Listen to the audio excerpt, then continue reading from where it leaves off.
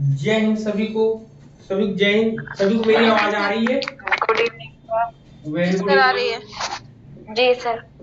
Very good evening. Good evening sir. सभी का ई शिक्षा संवाद समूह में स्वागत है, जिसमें हम लोग YouTube चैनल के माध्यम से और जूम क्लासेस के लाइव रिकॉर्डेड के माध्यम से हम लोग क्लासेस को कंडक्ट करते हैं, जिसके अंतर्गत हम लोग शिक्षा शास्त्र से संबंधित जितनी भी क्लासेस होती हैं उन सब चीजों से, उन सब टॉपिकों से रिलेटेड टॉपिक से हम डिस्कस करते हैं, जो कि सब्जेक्ट हम लोग का क्या है, एजुकेशन है आपका। ठीक, एजुकेशन से रिलेटेड या शिक्षा शास्त्र से रिलेटेड जितनी भी विषय वस्तु होती, जितनी भी सामग्री होती है, उन सभी सामग्रियों को, उन सभी विषय वस्तु को, उन सभी मटेरियल्स को हम लोग यहाँ पर स्टडी करते हैं। साथ ही साथ जो लोग सीटेट या यूपी टेट की तैयारी करते हैं उनके लिए भी जब यूनिट थर्ड हम पढ़ाएंगे एजुकेशनल साइकोलॉजी, तो शैक्षिक मनोविज्ञान, तो उसके अंदर जितनी भी चीजें आएंगी उन सबको भी हम लोग यहाँ पर पढ़ेंगे। साथ ही साथ तो यहाँ पर अभी तक हम लोगों ने यूनिट फर्स्ट, ठीक है, unit first NTA UGC net के अकॉर्डिंग हम लोगों ने स्टार्ट किया, जिसमें हम लोगों ने सेक्शन एक कंप्लीट कर लिया है जो भारतीय दर्शन से रिलेटेड था। फिर सेक्शन बी की तरफ जब हम लोग चलते हैं तो सेक्शन भी आपका वेस्टर्न फिलॉसफी में है। ठीक, वेस्टर्न फिलॉसफी में है। तो वेस्टर्न फिलॉसफी का मैंने डिवाइडेशन किए थे कि सबसे पहले प्राचीन कालीन होते हैं, फिर मध्यकालीन होते हैं, फिर वर्तमान कालीन होते हैं। प्राचीन कालीन या ओल्डर्न फिलॉसफी में कौन कौन आता है, तो मैंने आपको चार नाम बताए थे। आदर्शवाद बताया था जिसको आइडियलिज्म बोलते हैं, यथार्थवाद बताया था जिसको रियलिज्म बोलते हैं, फिर नेचुरलिज्म बताया था जिसको प्रकृतिवाद बोलते हैं, फिर इसके चौथा जो था प्रयोजनवाद जिसको प्रैग्मेटिज्म बोलते हैं। फिर इसके बाद हम लोगों ने मिडिल वाले मिड टर्म फिलोसफी की बात करते हैं, मिड टर्म वेस्टर्न फिलोसफी की। तो उसमें मुख्य रूप से आपके कौन से दर्शन आते हैं, मुख्य रूप से हम लोगों को दो दर्शन पढ़ने को मिलते हैं। कौन सा, एक एग्जिस्टेंशियलिज्म होता है, ठीक है, और एक मार्क्सिज्म होता है, अस्तित्ववाद और मार्क्सवाद हम लोग पढ़ते हैं। फिर इसके बाद जो हम लोग कंटेम्प्रेरी फिलोसफी में आते हैं तो तार्किक विश्लेषणवाद पढ़ते हैं, तार्किक सापेक्षवाद पढ़ते हैं, अनुभववाद पढ़ते हैं, मानवतावाद पढ़ते हैं। इन सब चीज, ये सब फिलोसफीज पढ़ते हैं हम लोगों। तो ये आपके वेस्टर्न फिलोसफी के अंतर्गत आता है। लेकिन हम लोगों ने डिस्कस अभी क्या कर लिया है, हम लोगों ने आइडियलिज्म पर कर लिया है। ठीक है, आइडियलिज्म पर हम लोगों ने डिस्कस कर लिया कि आइडियलिज्म की बात किसने करी, कि किसने क्या बात कही, किसने क्या चीजें नहीं कही ये चीजें हो गया। फिर इसके बाद हम लोगों ने रिलीजन की बात चल रही है। ठीक, रिलीजन की बात चल रही, तो रिलीजन की बात करते करते हम लोगों ने इसके इपेस्टोलॉजी, मेटाफिजिक्स और एक्सियोलॉजी, इन सब चीजों के बारे में पढ़ लिया, इनके फॉर्म्स के बारे में हम लोगों ने पढ़ लिया। अब इसके आगे हम लोग किस पर चले थे, इसके करिकुलम में पढ़ रहे थे। फिर करिकुलम में पढ़ रहे थे। आज वार्म अप क्लास इसलिए नहीं करेंगे क्योंकि आज हम कंपैरेटिव वे में आपको दोनों को, आइडियलिज्म और रियलिज्म को पढ़ाने वाले हैं। तो यहाँ पर थोड़ी सी अभी क्लास जो बाकी, जिसमें लोगों ने सिलेबस जो आपका करिकुलम है, एम्स ऑफ एजुकेशन, इन सब चीजों से रिलेटेड चीजें जो हम लोगों को थी वो चीजें होंगी। लेकिन यहीं पर एक क्वेश्चन अगर आपके सामने आएगा तो बताइएगा, श्रव्य दृश्य, हियरिंग मतलब श्रव्य दृश्य को इंग्लिश में क्या बोलते हैं, बताओ।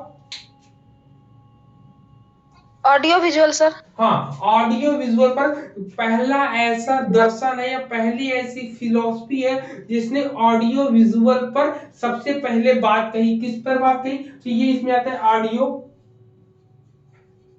Audio visual. ठीक, ऑडियो विजुअल पर सबसे पहले बात करने वाला दर्शन कौन सा है, तो सबसे पहले बात करने वाला दर्शन जो है आपका रियलिज्म है।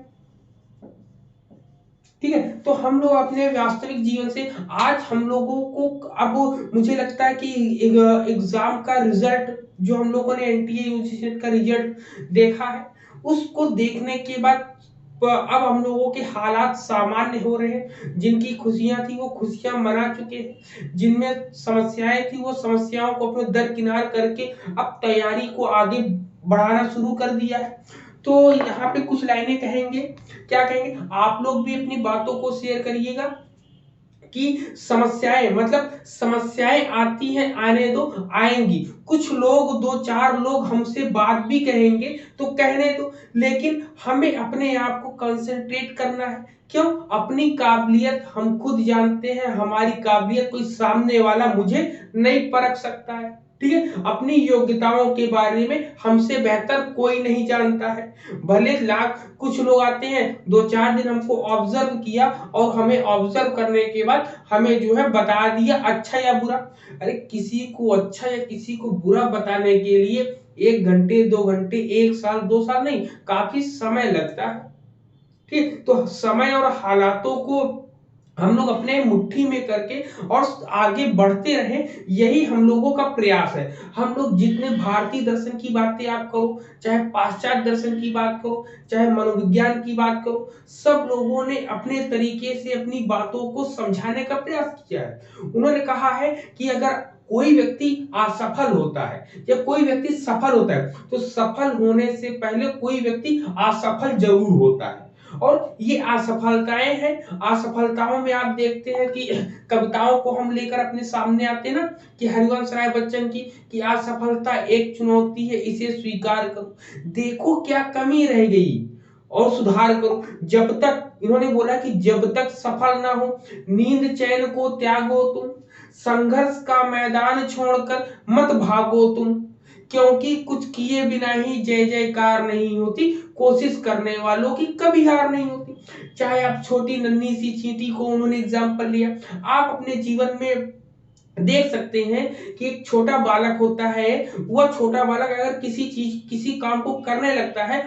तो वो हठी हो जाता है, जिद्दी हो जाता है कि नहीं मुझे ये चीज करनी ही करनी है। अब जिस समय हम तैयारी कर रहे थे, हमारे पास भी जब 1-2 बार असफल हुए तो हमसे भी लोग आकर कहे कि आपके बस का नहीं है, आप छोड़ दो, आप कुछ और काम कर लो। ठीक है, इवन घर के आसपास के घर वाले भी आपसे 1-2 बार कहेंगे कि अगर नहीं होता है तो इस चीज को छोड़ दो, लेकिन नहीं, हमारे अंदर फिर एक ऐसी बात आ जाती कि नहीं, ऐसा आपने कैसे करे, इसको तो हम करके ही जाएंगे। और इस आग को अपने शरीर में जलाए रखना है, अपने मन में जलाए रखना है कि जब, और ये बात लिख लो कहीं पर, अपनी कॉपी में, अपने पेन में, जहां बैठते हो वहां पर चिपका लो, चस्पा कर लो कि I want a JRF, I want a job. जिस चीज के लिए भी आप तैयारी कर रहे हो, कि नहीं, जब कभी आपका मनोबल गिरने लगेगा या आप तैयारी में थोड़े से कमजोर होंगे, तो जहां जैसे ही उसके ऊपर नजर जाएगी, आपका मनोबल ऑटोमेटिक बढ़ जाएगा, तेज होगा। क्यों? आप रिजल्ट नहीं, आप जिस समय तैयारी देख रहे हैं, तैयारी की मेहनत को मत देखिए, क्योंकि तैयारी की मेहनत को कोई नहीं देखता कि आपने दिन में पढ़ा है कि रात में पढ़ा है, कि बच्चों को टिफिन बनाते हुए आपने क्लासेस देखी है, शाम को खाना बनाते हुए आप सुन रहे, ये कोई नहीं जानता है। कि ये जानता कि आप पास हुए कि फेल हुए। ठीक है, संघर्ष के बारे में कोई नहीं जानना चाहता, जानता कब है, जब आप सफल हो जाओगे तब। असफल होने पर कोई भी कहानी नहीं बनती है। जी सर। ठीक, जी असफलताएं की सर, कहानी हम ठीक लोगों के कह सामने रहे नहीं सर। आती है। पता है सर, सबको जब आप बता रहे होगे ना, कि जैसे मैंने सबको बताया अपने फ्रेंड सर्कल में कि मेरा नेट, जब पहले तो लोगों ने पूछा कि क्या हुआ, जैसे मैंने बताया कि मेरा नेट निकल गया, सब पहले पता है सर, हर 5 मिनट में सब शांत हो जा रहा था, और फिर देन सोच रहा था कि कैसे निकल गया। ठीक है, तो बिल्कुल। वो चीज हो रहा था सर। और जब अगली बार जब नहीं हुआ था ना सर, तो यही लोग थे, मतलब नहीं हुआ इस बार भी, तो वो वाला थिंग था कि कैसे नहीं हुआ। जब इस बार हो गया तो भी वो लोग खुश नहीं थे सर, मतलब देख के लग रहा था कि कैसे निकल गया। कोई नहीं, वो अपनी, हमें अपनी मेहनत जानते हैं। एक आपको मैं बताऊं तो 2 बच्चों की कहानी, एक बच्चा है जो क्लास में नकल करके पास होता है, और एक बच्चा जो खुद से मेहनत करके पास होता है। तो एक कहानी क्या, एक अपने ही लाइफ की हम बात बताते हैं कि जब हम छोटे थे तो क्लास 5th तक हमें पढ़ना मतलब कि बहुत कम आता था। प्रमोट करके, जिसको गांधी डिवीजन कहते हैं, उसको प्रमोट करके हमको क्लास से आगे बढ़ाया था। लेकिन क्लास 6 में जब गए, पढ़ाई करी, कायदे से एक पढ़ाने वाले हमारे गुरुजी मिले। एक कॉलोनी, रेलवे कॉलोनी रहती थी, रेलवे कॉलोनी में ही हम लोग रहते थे। तो उन्होंने जब पढ़ाना शुरू किया हमको, मैंने उसकी वो चीजें पढ़ी, और पढ़ने के बाद पहली बार मैंने 100 में से 96 नंबर लाए मैथ में। 100 में से 96, मतलब पहली बार जब ये चीजें लाई ना, और बिना किसी नकल के, बिना किसी कुछ के, तब से तब से मेरा पढ़ाई में मन लग गया और आगे फिर मैंने कभी पीछे मुड़ कर नहीं देखा। उससे पहले हम बहुत फेल होते थे। तो ये एक बार जब चस्का लग जाएगा आपको जीत का ना, तो आपको बहुत मजा, बहुत आनंद आने वाला है। क्लियर है? बहुत मजा। लेकिन ये पहली सीढ़ी चढ़ना ही बड़ी मुश्किल होती है। कहते नहीं कि पहली सीढ़ी जैसे ही जो चढ़ गया, फिर उसके बाद हिम्मत बनती जाती है हम लोगों की। क्लियर? तो यहाँ पे ये चीजें हैं जी सर। रिजल्ट ना आने से सबके पॉइंट ऑफ व्यू चेंज हो जाते हैं बहुत ज्यादा। बिल्कुल पॉइंट ऑफ व्यू चेंज होते हैं। यहाँ तक कि हम लोगों के घर वाले जो होते हैं उनका भी कुछ समय, ज्यादा समय के लिए नहीं, कुछ समय के लिए उनका भी पॉइंट ऑफ व्यू चेंज होता है। क्यों? क्योंकि उनके आसपास जो लोग रहते हैं वो लोग इतनी बातें करते हैं कि उनका point of view automatic change होता है। लेकिन कुछ दिन बाद फिर आपको रियलाइज होता है कि नहीं, मुझे करना है ये चीज। क्यों? क्योंकि इसके अलावा अच्छा मान लो आपने असफल हो गए, असफल होने पर आपने छोड़ दिया, दूसरा काम करोगे उसमें भी तो इतनी ही मेहनत करनी पड़ेगी। जबकि ये काम हमारे लिए नया नहीं है, हमारे लाइफ का एक एम है, एक पर्पस है। तो वही तो ये सब बता रहे हैं कि लाइफ का कोई ना कोई एक एम है। अब जीवन के लिए इन्होंने क्या बताया? इन्होंने बोला कि ज्ञान मुक्ति के लिए। तो ये किसने? शंकराचार्य ने बोला। तो हमें ज्ञान मुक्ति के लिए नहीं चाहिए, ज्ञान जीवन के लिए चाहिए। क्यों? क्योंकि हम अच्छे तरीके से जीवन कैसे सरवाइव कर सके। हम जहां कहीं भी रहें, हमारी शिक्षा ऐसी होनी चाहिए कि जहां कहीं पर भी हम रहें तो लगे कि हाँ, हम ऐसी जगह बैठे जहां पर शिक्षित वर्ग हो। अब शिक्षित वर्ग नहीं है तो बनाना धर्म, कर्तव्य, ये सब चीजें शिक्षा शास्त्री का है, हमारा है और आपका है। आपके घर में कोई भी पढ़ता लिखता हो, उसको सही गाइडेंस देना, सही रास्ते पर ले जाना मौलिक कर्तव्य हम लोगों का बनता है। ठीक है? तो इसलिए जो लोगों का रिजल्ट निगेटिव आया है या उन्होंने जितना सोचा था उससे कम आया है, वो लोग जरूर मेहनत करें। मैंने भी सोचा था मेरा होगा, कहीं नहीं हुआ तो क्या हम छोड़कर बैठ जाए? नहीं बैठेंगे, हम आगे बढ़ेंगे और आगे और मेहनत करेंगे। ठीक है? जितना हम मेहनत करेंगे उतनी मेरी चीजें अब मेरे साथ चलती जाएंगी। मैंने एक किताब, 2 किताब पढ़ी थी, अब उसी को और कायदे से और चीजों को पढ़ना है और उसमें छलनी नहीं होती है। जैसे मान लो पहले छलनी में लगाया तो ये मटेरियल निकल कर आया, अब ये मटेरियल से हमारा कोई काम नहीं हुआ, फिर हमने एक बड़ी छलनी ली, अब यहां से और चीजें पढ़ी तो ये और मटेरियल हो गया। एक दिन ऐसी चीजें आएंगी कि जो आपके सामने, ऐसे लोग भी आपके सामने होंगे जिस क्वेश्चन का आंसर आपको पता होगा और जो नेट जेआरएफ या असिस्टेंट प्रोफेसर होंगे उनके पास आंसर नहीं होगा। ऐसी कंडीशन आपको देखने को मिलती है। तब ये लगता है कि अरे यार, हम तो उससे बेटर है, फिर भी हमें वो चीजें नहीं मिली। तो एक सेटिस्फेक्शन होगा कि चलो ठीक है, मेरा जेआरएफ या नेट या असिस्टेंट प्रोफेसर नहीं होगा, हाँ, लेकिन सामने वाले से थोड़ा सा ज्ञान हमारा ऊपर है। ये सब चीजें देखने को मिलती है हम लोगों को। मिलता है कि नहीं मिलता है, बताओ? Yes sir. अभी रिजल्ट ऐसा है सर, उसके बाद मैसेज आ रहा है। यस सर, प्रिया मैडम का मैसेज आ रहा है, उनको बोर्ड दिख नहीं रहा है और बहुत टाइम वो बाहर हो जा रही है, शायद उनका नेटवर्क नहीं होगा। हाँ, उनका नेटवर्क इशू रहता है वो शाम की टाइम। हाँ, मैसेज आया उनका कि नहीं हो पा रहा है करके, मतलब बोर्ड दिख नहीं रहा है, मल्टीपल टाइम उन्होंने वो बाहर हो जा रही है। ऐसा क्यों? ऐसा तो नहीं होना चाहिए।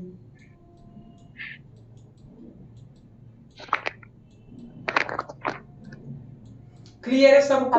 सब लोगों को यहाँ पर चीजें सब क्लियर है ना कि हम लोग आगे अब बढ़ेंगे और एक अलग आत्मविश्वास के साथ बढ़ेंगे। ठीक है? पिछली बार मैंने पहले फर्स्ट पेपर को नहीं पढ़ाया था, नहीं समझा पाए थे। क्यों? क्योंकि पिछली बार जो है मैंने एक नई क्लास स्टार्ट करी थी और एक प्रयास किया था। इस बार थोड़ी सी चीजें मुझे मिल गई है और इसमें मैंने एजुकेशन के साथ सोचा कि मुझे फर्स्ट पेपर भी तो पढ़ाना है। फर्स्ट पेपर और सब्जेक्ट जब मिलाकर देखा तो बहुत सी ढेर सारी चीजें हमारी उनसे कॉमन है। जैसे हायर एजुकेशन ले लीजिए, हायर एजुकेशन दोनों में कॉमन है आपका। चाहे पीजीटी लीजिए, चाहे पीजीटी में हायर एजुकेशन है आपका। ठीक है? उसमें आयोग, शिक्षा नीति, ये सब चीजें हैं। तो जब मैंने देखा कि कुछ ही चीजें अलग पड़ती जो हमको भी पढ़ना है और आपको भी पढ़ना है, तो क्यों ना हम लोग एक साथ मेहनत मिलकर करें। तो उसमें हम लोगों ने रिलीजम में कहा करिकुलम स्टार्ट किया था ना। करिकुलम में आज हम लोग कॉम्पिटिटिव वे में भी पढ़ेंगे। ठीक है। तो अब किसी को मन में कोई शंका नहीं होनी चाहिए। सबसे पहली चीज, आप जहां पर भी पढ़ते हैं वहां पर एक कागज में लिख दीजिए JRF चस्पा करके, ठीक है। और टारगेट बनाइए कि आपको मार्च अप्रैल, अब ये 30 अप्रैल तक, ठीक है, 30 अप्रैल तक आपको कंप्लीट कर लेना है अपने तरीके से। ऐसा नहीं किसी ने पूरा सिलेबस नहीं पढ़ा, होल सिलेबस पढ़ा है। डीप में जो हम पढ़ा रहे हैं, हमारे साथ जो पढ़े वो एक अलग है, लेकिन सभी बच्चों की जो मेरे साथ जुड़े हैं सभी की एक अपनी अलग अलग स्ट्रेटजी होनी चाहिए। क्यों? क्योंकि यही हम बात और करना है आप सर एक मुझे। बराबर नहीं है। आपके पास सर समय मुझे कम है, आपसे यही बात किसी के करना पास था समय ज्यादा है। कि तो यहाँ पर सब चीजों को, ओवरऑल चीजों को देखकर लेकर चलना पड़ेगा हम लोगों को। तो अब एक टारगेट आपको याद रखना है कि आप लोग हर एक यूनिट को पकड़ लो, हर एक यूनिट चीजों को आपने पढ़ा है। इसीलिए हाँ जब मैं पढ़ा रहा था सर, तो आपको मैंने बताया था कि सिलेबस से ही मैंने 10 की 10 यूनिट को डिस्कस किया था। उस सिलेबस को जी पढ़ने सर। से ही आपके कम से कम 20 से 25 क्वेश्चन हो जा रहे हैं। सर सोचिए, मेरी 20 से गलती 25। पकड़ा गई है। हाँ बोले। हाँ सर, मैंने पिछली बार जो गलती की थी वो गलती पकड़ाई। अभी रियलाइज हो रहा है कि मैं सिर्फ आपका जो क्लास चलता था ना, बस वो दिन भर में उतना ही पढ़ के हो जाता है। मतलब उसी को बस पढ़ ले। आपका जो 1 घंटा सुबह क्लास लेती थी ना, मतलब मुझे ये समझ में नहीं आता कि मैं अपने से क्या पढूं। अब मतलब बहुत सारा नोट्स लिखा हुआ है, बहुत सारी चीजें, सब चीज में लिख डाली हूँ सर। फर्स्ट पेपर का भी मेरे पास ऑलमोस्ट DI को छोड़कर है, जी जी। जिससे नेट अचीव कर सकते थे। बट मैं क्या पढूं कुछ समझ में नहीं आ रहा था। फिर कल मैं पल्लवी मैडम का वो जो बहुत सारा लोगों के साथ नहीं था, उन्होंने डिस्कशन किया था, तो आज उसको मैं रिकॉर्डेड वीडियो सुन रही थी, तो उसमें उन्होंने यही बोला था कि वो थोड़ा ही शब्द में सुन पाई उनका वो वाला शब्द, शायद उन्होंने उसको थोड़ा ही शब्दों में बोला कि मैं आप लोगों को बोलती थी ना कि 3 बजे उठ के पढ़ो। तो अब आज मुझे भी ऐसा लगा कि आप जो पढ़ा रहे हो वो तो हम पढ़ेंगे ही, साथ में मुझे खुद को भी पढ़ना चाहिए, तभी होगा, नहीं तो नहीं हो पाएगा। बिल्कुल यही यही मेरी गलती है बिल्कुल। ना सर, जैसे अभी यहाँ आप बोल पर रहे हो कि गलती आप नहीं है लोग भी पढ़िए। ना। अपने आप देखिए, सबसे पहली बात, जब कभी भी हम कोई भी चीज तैयारी करते हैं ना, अपने आप को हाँ, कभी भी गलत नहीं समझना है। हाँ, हमने कुछ कमियां करी, गलती नहीं कह रहे, कमी गलती का कमी मतलब होता है अलग चीज होती है, कमियां कर दी। अब जैसे रात को 3 बजे कमियां पढ़ना है, ये कोई, मैं नहीं कहूंगा कि आपको रात को 3 बजे पढ़ना है, 2 बजे, नहीं। ये हमारे नहीं मतलब हिसाब से पढ़ना होगा। है, एक तरीके से पढ़ना है। आप पढ़िए, अपना भी पढ़िए, मेरा वीडियो देखने के साथ आप अपना भी सेल्फ स्टडी करिए। जो चीज मैंने नहीं किया, अभी भी नहीं कर पाई हूँ सर। जितना दिन से आप क्लास ले रहे हो, आपका क्लास का ही पढ़ रही हूँ, एक्स्ट्रा मैंने कुछ नहीं पढ़ा। लेकिन आज मैंने यूनिट 10 उठाया और उसको मतलब आने के बाद, कॉलेज के आने के बाद थोड़ा सा देखी कि क्या क्या शुरुआत है। जैसा मैंने किया वही चीज आप अभी भी, आप मतलब अभी आप वही बोल रहे हो कि आप लोग अपना भी पढ़िए और टारगेट रखिए कि इतना तक ही खत्म करना है। तो तभी वो जो लिखा हुआ है वो सफल होगा, नहीं तो कोई फायदा नहीं सर। वो लिख के वैसे ही रखा रह जाएगा, लास्ट मोमेंट में हड़बड़ी हो जाती है और पढ़ पाते नहीं, फिर नए सिरे से लिखती हूँ। उस समय भी जब मैं कंफ्यूज हुई थी, आपसे पूछी थी कि मैं फिर से नोट्स बना रही, कोई गलत तो नहीं कर रही हूँ ना, यही चीज पूछना चाह रही थी कि मैं खुद भी पढ़ूं ना सर। ऐसा करके मैं बोल ही बिल्कुल नहीं पा रही थी।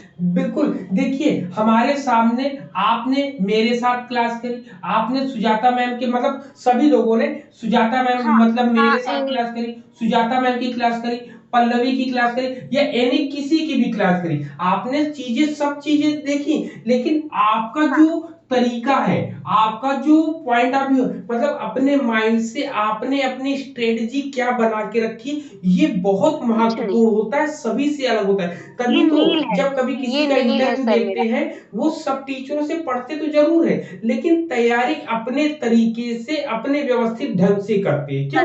क्योंकि हमारा हाँ माइंड, सर। जब हम अपने आप को सेटिस्फाई नहीं कर पाएंगे तो दूसरे को क्या करेंगे। इसलिए सब चीजों से पढ़ो, क्लासेस कंटिन्यू करो, कंटिन्यू करने के साथ साथ आपके जो डाउट्स है, डाउट्स पूछो। एक दिन नहीं आता है, दूसरे दिन हम बताएंगे, कहीं ना कहीं से पढ़ के निकाल के हम देंगे ही देंगे। तो ये जी सर। चीजें हैं कि कुल मिला के अगर आप कंक्लूजन निकालते हैं कि भाई स्ट्रेटजी, अपनी भी स्ट्रेटजी एक होनी चाहिए, सुनो सबकी, करो अपने मन की। यही काम हम भी करते हैं, यही काम सब करते हैं।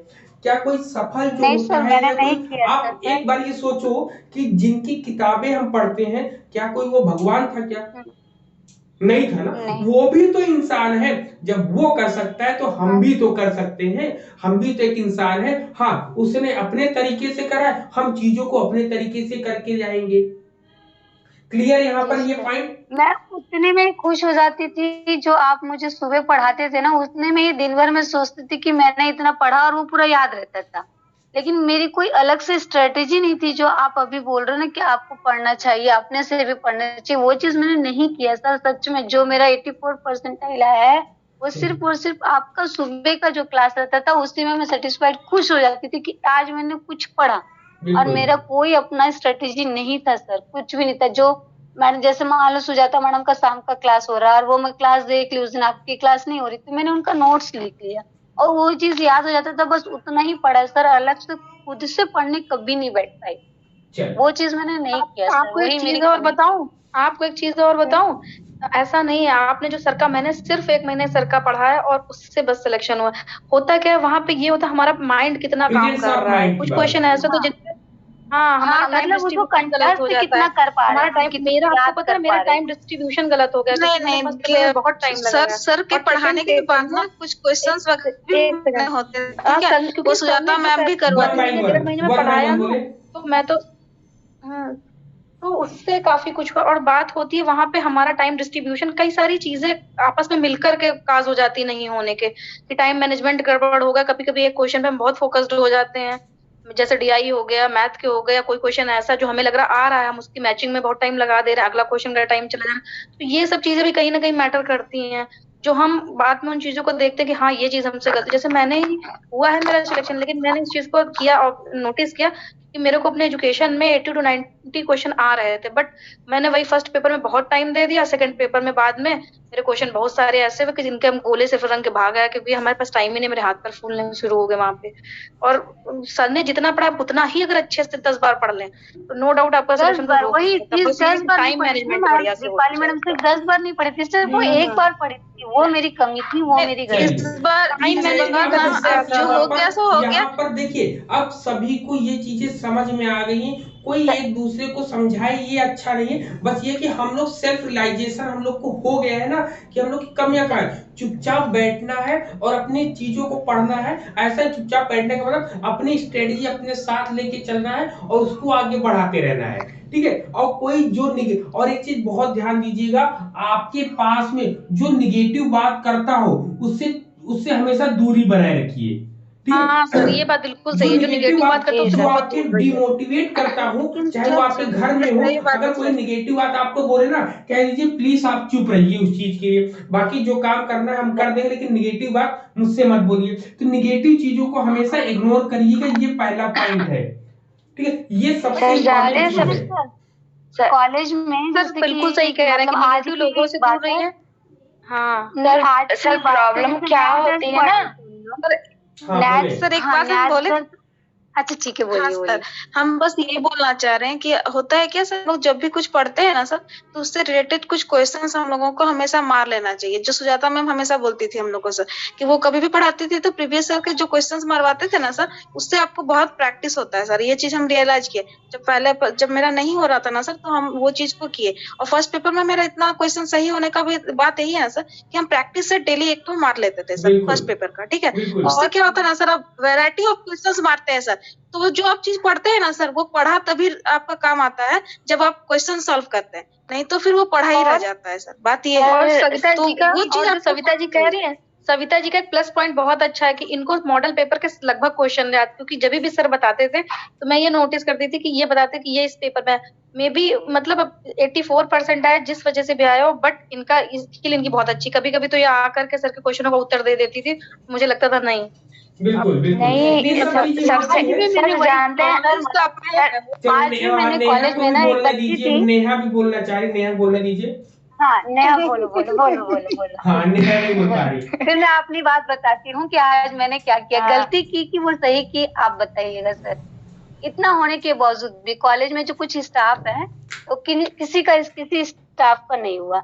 लेकिन अगला स्टाफ अगर पढ़ता है ना सर, इसी नेट का पढ़ाई पढ़ता है, तो उसको ये बोला जाता है कि आप बहुत मेहनत कर रहे हो। लेकिन अगर उसी जगह पे मैं पढ़ती हूँ ना सर, तो ये बहुत सारा काम दे दिया जाता है। और क्लास भी आपको मैं अपना टाइम टेबल भेजूंगी, देखिएगा। मुझे 4 क्लास दिया गया है, और बाकी जो स्टाफ है, मतलब जो चमचागिरी जो करते हैं, कुछ है 2 लोग हैं, वो अगर उनको मुश्किल से 2 क्लास ही दिया गया है, बाकी टाइम वो फुल टाइम पढ़ते हैं सर, 4 घंटा पढ़ते हैं। और आज एक अलग से मतलब अच्छी स्टाफ है, वो बोल रही थी कि मुझे न्याय दर्श समझ में नहीं आ रहा है। तो मैं गई उनको लेके रूम में, फिर उनके साथ साथ वही जो एक मैडम और है जो पढ़ते रहती है, वो भी आई। फिर मैंने न्याय सैंपलिंग समझा दिया कि कितने प्रकार के होते हैं और कितने कितने भागों में बांटा गया है। पढ़ाने के लिए तो पढ़ा दी सर, लेकिन फिर बाद में मुझे 2 मिनट के लिए ऐसा लगा कि ऐसी ज्ञान और ऐसा पढ़ाई किस काम का, कि जब मैं नेट नहीं निकाल पाती हूँ। उस टाइम पे फिर मैं हताश हो गई थी। और मेरी हैबिट है कि अगर कोई पूछता है और मुझे पता है तो मैं रोक नहीं पाती हूँ अपने आप को, ये एक बिना अच्छी बताए बात है। नहीं रह पाती हूँ। नहीं चलिए, वो ये टीचर की सबसे सफलताएं अच्छी मिलेंगी, क्वालिटी होती मिलेगा, है। सबसे जरूर अच्छी मिलेगा। क्वालिटी है, किसी कारण से आपका नहीं हो, बट आप देखिएगा आपकी आपका हो जाएगा। बिल्कुल मैं बिल्कुल हो नहीं आपका जाएगा। रोकूंगी, नॉलेज रियल आपको में अगर मुझे आगे पता है लेके मैं जाएगा, नेट बताऊंगी। से आप आगे नहीं जाइएगा। एक क्वालिटी है सर। सर उस दिन पहले दिन भी बोले थे, जब रिजल्ट नहीं आने वाला था ना, तब भी सर बोले थे कि कोई जरूरी नहीं है कि यही चीज आपको आपकी क्वालिटी दर्शाती है, आप में नॉलेज है वो आपको आगे लेके जाएगी। सिर्फ बिल्कुल। नेट बस पास कर नेहा जी जाने को से थोड़ी बहुत ना देर होगा। से आप वेट नेट पास करें, करके नेहा को इंटरव्यू नहीं बोलने दें। सिलेक्शन नहीं कभी होगा। कभी किस्मत भी होती है, वही पता है बात आपको, है। किस्मत भी होती है, किस्मत भी बहुत कुछ रोल प्ले करती है। प्लीज प्लीज नेहा को बोलने दें, नेहा वही बोले, शायद नेहा बोलो। नेहा मैडम आप बोलिए। सर मेरा बस यही डाउट था। ये सोनाली मैम, आप देखिएगा, अगर ये क्वालिटी नहीं होगी और सबको नॉलेज होती है बट नेट क्वालिफाई होता, बट ये सिग्नलिंग थोड़ी आपने ना पढ़ी। सिग्नलिंग में सिग्नल ही देखा जाता है, वहाँ आपकी वो नहीं देखी हाँ जाती मैम, हम नॉलेज। वही बोल रहे हैं कि आप में वही नॉलेज तो, होगा तभी तभी नॉलेज तो आपका बहुत है काम बट आएगा नेट के होने के क्वालिटी। पर हाँ यही तो ऐसे ऐसे आपके बंदों का हो ही रखा नेट की जिन्हें कुछ नहीं आता, कुछ भी। ऐसा हमने भी देखे हैं बहुत, वही कह रहे, किस्मत भी बहुत कुछ रोल पता प्ले नहीं। करती है। वही चलो तो। नेहा बोलो, नेहा, नेहा बोले, नेहा क्या बोल सर रही है? सर सर पढ़ाइए हम सर। हाँ सर हम पढ़ा, ये नेहा को बोल रहे लेने थे दो। कि आज यही क्लास सबसे डिस्कशन होगा, नेहा आज बोलने यही दो। डिस्कशन। सर हमारी सबसे बड़ी पॉइंट ये होती है ना कि हम उस चीज पे प्रैक्टिस नहीं करते। जब टाइम लिमिटेशन आ जाती है तो हम हड़बड़ा जाते हैं, और जब 100 बार उस चीज को, उस क्वेश्चन को प्रैक्टिस किए रहते हैं तो वो हमारे आंखों के सामने आते ही हमारा टिक हो जाता है, बिल्कुल जिससे टाइमिंग भी कम बचती है। प्रैक्टिस एक्स्ट्रा होने से हमारा नॉलेज भी सही रहता है, हम श्योर रहते हैं उस चीज पे, बिल्कुल। तो इस बार और मेरा यही खुद प्रयास सेल्फ है। डाउट नहीं होती है। चलिए कोई बात नहीं, जी अब सर, इस वही बार हम मेरा बोल रहे थे प्रयास कि ये रहेगा डिस्टेंस कि मारना ही आप चाहिए। लोगों को पूरा सर टॉपिक पढ़ाए। जैसे मैंने अभी पढ़ाया है कि आपको इंडियन फिलोसफी पढ़ा, इंडियन फिलोसफी से 2004 से लेके 2020 तक जितने क्वेश्चन आए थे उन सबको मैंने डिस्कस कर लिया है। और कराए उससे थे। रिलेटेड कितने, अब मैं जब कभी टॉपिक पढ़ाता हूँ तो टॉपिक पढ़ाते हुए हम आपको बता देते हैं कि देखो यहाँ से ये क्वेश्चन बन सकता है, इस तरीके से यहाँ पर ये क्वेश्चन आएगा, तो वो सब चीजें भी आप नोट डाउन कर लिया करोगे तो वहां आगे काम देगा। जिसमें हम लोग करिकुलम की बात कर रहे थे यार, तो करिकुलम में सबसे पहले इन्होंने 2 प्रकार के, करिकुलम में 2 प्रकार के सब्जेक्ट्स बताए थे। ठीक है, कौन से 2 सब्जेक्ट? एक प्राइमरी सब्जेक्ट था और दूसरा था, एक था प्राइमरी और दूसरा था सेकेंडरी। ठीक है, तो प्राइमरी में कौन से सब्जेक्ट आते हैं? तो प्राइमरी में आपका मैंने बताया था साइंस आएगा, ठीक, साइंस आएगा, मैथ्स आएगा, ठीक है, साइंस आएगा, मैथ्स आएगा, फिर आपका सोशल साइंस आएगा, सोशल साइंस आएगा। सोशल साइंस के साथ एक मैंने बताया था वोकेशनल एजुकेशन की बात। ठीक है, सबसे पहले किसने करी थी? तो आपका रिलिज्म ने ही सबसे पहले करी थी वोकेशनल एजुकेशन की।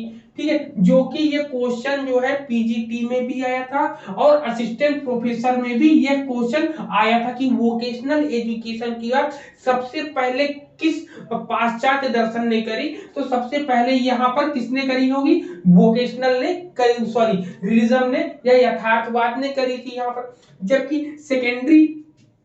सेकेंडरी सब्जेक्ट में क्या आता है? तो सेकेंडरी सब्जेक्ट में इन्होंने आर्ट, लिटरेचर एंड लैंग्वेजेस को लिया। किसको लिया? आर्ट्स को लिया है, ठीक है, फिर लिटरेचर को लिया है, लिटरेचर को लिया और लैंग्वेज को लिया है। ठीक, लैंग्वेज, इन 3 चीजों को लिया यहाँ पर। तो इतनी चीजें हम लोगों ने बता दी थी। फिर इसके बाद हम बताने आए थे मेथड्स ऑफ टीचिंग। ठीक है, इसके बाद हम क्या करेंगे? Methods of teaching. ठीक, मेथड्स ऑफ टीचिंग की बात करेंगे तो मेथड्स ऑफ टीचिंग में क्या आपका आएगा बताओ। ठीक, मेथड्स ऑफ टीचिंग में बताओ इसमें क्या क्या चीजें आ सकती हैं, आप लोग बताओ। हेलो, मेथड्स ऑफ टीचिंग अगर हम बात करेंगे तो मेथड्स ऑफ टीचिंग में सबसे पहले आता है कमेनियस का नाम। ठीक है, कमेनियस ने क्या बोला था?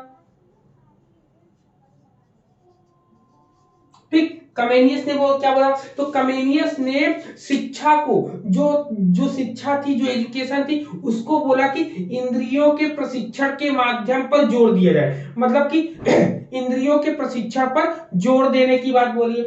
मतलब कि Comenius emphasize the importance of sense training in education. मतलब कि सेंस ट्रेनिंग इन एजुकेशन। ठीक, self training in education important इसको माना है, किसने माना है? कमेनियस ने। याद रखना, कमेनियस ने इंद्रियों के प्रशिक्षण पर बल दिया है। किस पर? इंद्रियों के प्रशिक्षण पर। ठीक है, इंद्रियों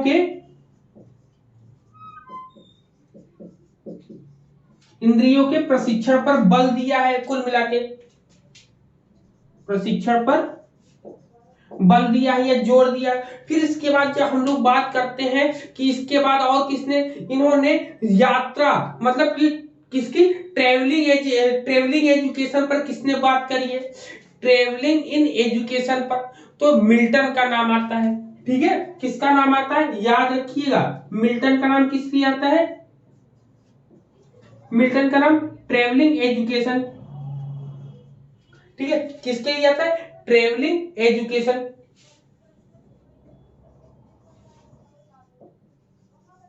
ट्रेवलिंग इन एजुकेशन। ठीक, ट्रेवलिंग इन एजुकेशन की बात जो करी, किसने करी? मिल्टन ने करी।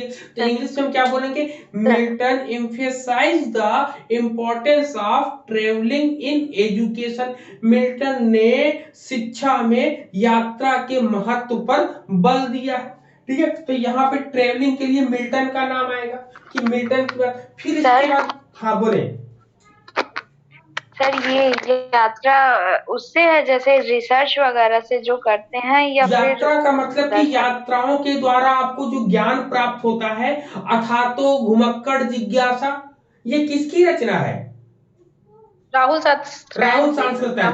सांस्कृत्यायन क्या करते थे? वो घूम घूम कर ज्ञान प्राप्त करते थे। वो कोई एक जगह रुकते नहीं थे, उन्होंने पूरे पूरे भारत भ्रमण किया और तब जाके उन्होंने अथातो घुमक्कड़ जिज्ञासा, उनकी एक रचना है, उसमें उन्होंने विस्तृत रूप से पूरे भारत के बारे में बताया है। ठीक है, तो इन्होंने वही यथार्थवादी बोलते हैं कि जो चीज आपको प्रत्यक्ष रूप से दिखाई देगी, प्राकृतिक सौंदर्य, आप कश्मीर में जाओगे तो वहां पर एक अलग मनोहर रूप दिखाई देगा, या आप कहीं घूमने की जगह जाओगे तो वहां एक अलग मनोहर चीजें आपको दिखाई देगी। तो आपके सेंस, ये सब चीजें कैसे देखेंगे? सेंसेस के द्वारा आप देखोगे, इंद्रियों के द्वारा देखोगे। लेकिन यात्रा को महत्व माना, तो यात्रा को मिल्टन ने महत्व माना, जबकि इंद्रियों को किसने महत्व माना है? कमेनियस ने माना है। लेकिन यहीं पर लॉक का नाम भी हम पढ़ते हैं तो कहते हैं कि Locke emphasised the importance of observation and experience. अब ये लाइन याद रखनी है कि अवलोकन और प्रयोग को कौन महत्व देता है। क्वेश्चन यहीं से पीजीटी के लिए, असिस्टेंट प्रोफेसर के लिए क्वेश्चन बन सकता है, या नेट के लिए, जिसमें पूछा जाएगा किसके लिए? ऑब्जर्वेशन और एक्सपेरिमेंटेशन के लिए ना, ऑब्जर्वेशन और एक्सपेरिमेंट।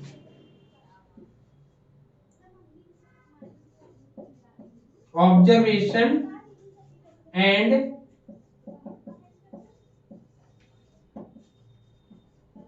एक्सपेरिमेंट, इन दोनों को मतलब कि अवलोकन और प्रयोग, किस पर? अवलोकन और प्रयोग। ठीक है, इन दोनों के आधार पर ज्ञान को किसने माना है कि ज्ञान के लिए जो है अवलोकन और प्रयोग सबसे महत्वपूर्ण है? तो ये लोके ने माना है। किसने? लोके। ठीक है, लोके ने माना है या जॉन लॉक ने माना है, इसको हिंदी में जॉन लॉक या लोके बोल सकते हैं। फिर इन्होंने ही जो है फिर इसके बाद कहते हैं कि आगमन निगमन पद्धति के बारे में भी ये समर्थन करते हैं। इन्होंने कहा कि inductive deductive method is also advocated bye them, मतलब कि आगमन निगमन पद्धति का भी उनके द्वारा समर्थन किया गया। किनके? जॉन लॉक के द्वारा। क्लियर है कि आगमन और निगमन दोनों पद्धति के द्वारा करते हैं। फिर इसके बाद नाम आता है बेकन का। बेकन का किसका आता है? सर आगमन और निगमन पद्धति के द्वारा किसने समर्थन किया है? लॉक ने, जॉन लॉके ने। जॉन लॉक ने। सर जॉन लॉके ने दो चीजें कही हैं, एक ऑब्जर्वेशन और एक्सपेरिमेंट के। जब इन्होंने कहा कि अवलोकन करेंगे, अवलोकन करने में आगमन विधि आएगी, जब प्रयोग करोगे तो प्रयोग करने पर निगमन विधि आएगी। कंसेप्ट को समझ लीजिए। अवलोकन, भाई किसी चीज को देख रहे, देखने से ही हमें कोई चीज समझ में आ जाएगी, तो आ गई ना अपने आप। और प्रयोग में क्या है कि यह चीज डालोगे बनेगी, दूसरी चीज फिर करोगे तब बनेगी, दोनों के मिश्रण से जो बनता है वही निकल के आता है, तो निकालना पड़ता है ना। और जो देखने से आ जाए उसको आगमन बोले, जो प्रयोग करने पर निकाला जाए उसको निगमन बोल देंगे हम। समझ में आई इनकी कहानी? क्लियर? Yes sir. लेकिन यहां पर बेकन का नाम क्यों फेमस है, देख लीजिए बेकन का नाम। ठीक, बेकन का नाम क्यों फेमस है? तो बेकन ने इन्होंने सेल्फ लर्निंग की बात करी है। इन्होंने बोला है कि introduced self learning to a great extent, मतलब बेकन ने काफी हद तक स्व शिक्षा का परिचय दिया है। तो सेल्फ लर्निंग की बात किसके लिए है? कि बेकन के लिए सेल्फ लर्निंग की बात।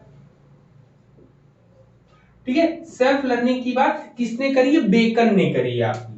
क्लियर? तो यहाँ पर पॉइंट हम लोग के एकदम क्लियर हो गया कि जब कभी इंद्रियों सेंस ऑर्गन्स की बात करेगा तो सेंस ऑर्गन की बात कौन करा? कमेनियस ने किया। मतलब कमेनियस ने सबसे पहले सेंस ऑर्गन्स की बात करी। सेंस ऑर्गन्स की बात, फिर उन्होंने कहा कि भाई सेंस ऑर्गन्स की बात करी तो मिल्टन आए। तो मिल्टन ने क्या बोला? मिल्टन ने कहा कि चलो आपने सेंस ऑर्गन मान तो लिया, लेकिन इन सेंस ऑर्गन्स का आप करोगे क्या? तो मिल्टन ने क्या कहा? भाई इन्होंने सेंस ऑर्गन्स मान ली, तो मिल्टन ने कहा कि चलो घूमने चलते। तो जब घूमते घूमते किसी चीज को देख रहे हैं तो उन्होंने कमेनियस और ये दोनों साथ में गए। क्या करा कि कमेनियस ने इंद्रियों को अपने साथ लेकर गए, तो मिल्टन ने कहा कि भाई इस इंद्रियों को लेकर करोगे, चलो मेरे साथ चलो। जब ये दोनों साथ में गए तो ये यात्रा करके हर चीजों का ज्ञान प्राप्त कर रहे हैं। तो जब ज्ञान प्राप्त करा तो इन्होंने ट्रेवलिंग यात्रा के द्वारा शिक्षा को प्राप्त करने की बात कही। लेकिन वहीं पर जॉन लॉक मिल जाते हैं रास्ते में। जॉन लॉक जैसे ही रास्ते मिलते हैं तो ये दोनों पूछते हैं जॉन लॉक से कि भाई आप कर क्या रहे हो? कहानी कहां तक चली? जब कमेनियस जो है इंद्रियों को लेकर चल रहे हैं तो मिल्टन ने कहा कि भाई कहां जा रहे हो? चलो मेरे साथ घूमने चलो। तो जब ये घूमने चले तो इनको ज्ञान प्राप्त होने लगा। जब ज्ञान प्राप्त होने लगा तो रास्ते में कौन मिल गए इनको? जॉन लॉक मिल गए। जॉन लॉक से इन दोनों ने, कमेनियस और मिल्टन ने क्या कहा? कमेनियस इंद्रियों को लेकर चल रहे, जॉन लॉक इनको घुमाने के लिए ले चले।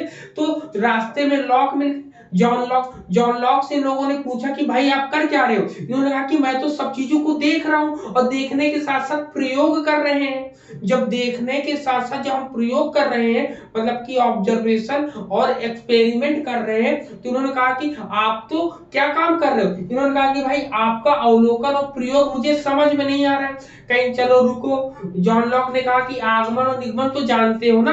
तो उन्होंने कहा हाँ मैं जानता हूँ आगमन निगमन। तो उन्होंने कहा कि मैं आगमन और निगमन विधि का प्रयोग कर रहा हूँ बस, और क्या कर रहा हूँ। आगमन में कोई चीज आंखों से हम देखते हैं, ऑब्जर्व करते हैं तो वो चीज समझ में आ जाती है। निगमन में क्या प्रयोग करा, एक्सपेरिमेंट करा, एक्सपेरिमेंट करने के बाद जो चीज निकाल रहे हैं वो आपकी निगमन के या डिडक्टिव में जाती है। इंडक्टिव और डिडक्टिव की बात ये समझाते हैं। यहां तक तो बात समझ में आ गई कि भाई आगमन हमने क्या है, ऑब्जर्वेशन भी देख लिया, एक्सपेरिमेंट भी देख लिया, सेंस ऑर्गन्स भी देख लिए और ट्रेवलिंग एजुकेशन भी देख लिया। फिर लास्ट में बेकन मिलते हैं। बेकन कहते हैं कि अरे भाई आप सब लोग कहाँ टहल रहे हो तीनों लोग? इन्होंने कहा चलो सब मेरे पास आओ, मेरे पास आओ। इन्होंने कहा क्यों आए भाई आपके पास आए? कौन कौन थे? कमेनियस थे, मिल्टन थे और लॉक थे, ये तीनों उनके पास गए।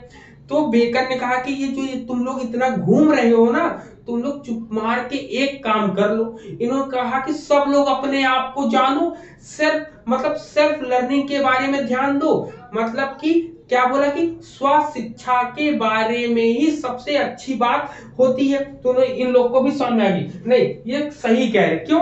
क्योंकि ये कमेनियस अपनी इंद्रियों के बारे में रियल लाइफ, मिल्टन ने अपने यात्रा के द्वारा बताया, लॉक ने अवलोकन और प्रयोग के द्वारा बताया। तब जाके बेकर ने कहा कि समझ गए अब तीनों लोग आप ना कि सेल्फ लर्निंग या स्व शिक्षा के माध्यम से ही हम लोग अच्छी शिक्षा या अपने आप को जान सकते हैं। तो ये चार की चारों कहानियां थी, समझ में आ गई चारों के बारे में?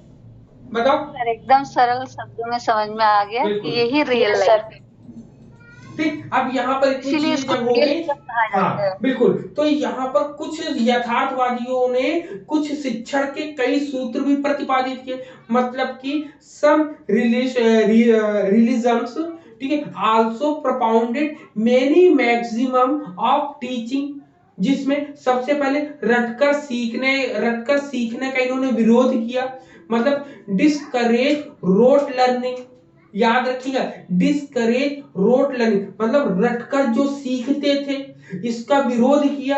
अर्थात ये इसका विरोध कर रहे हैं तो इसका साथ कौन देता था? आदर्शवाद देता था। क्यों देता था आदर्शवाद? क्योंकि आदर्शवाद कहता है कि मैं वेदांतियों मतलब आध्यात्मिक शिक्षा देंगे, और आध्यात्मिक शिक्षा में उन्होंने वैदिक या वेदों की शिक्षा को भी कहीं ना कहीं माना, रटकर सीखने की चीजों को आगे बढ़ाने के लिए माना था वहां पर।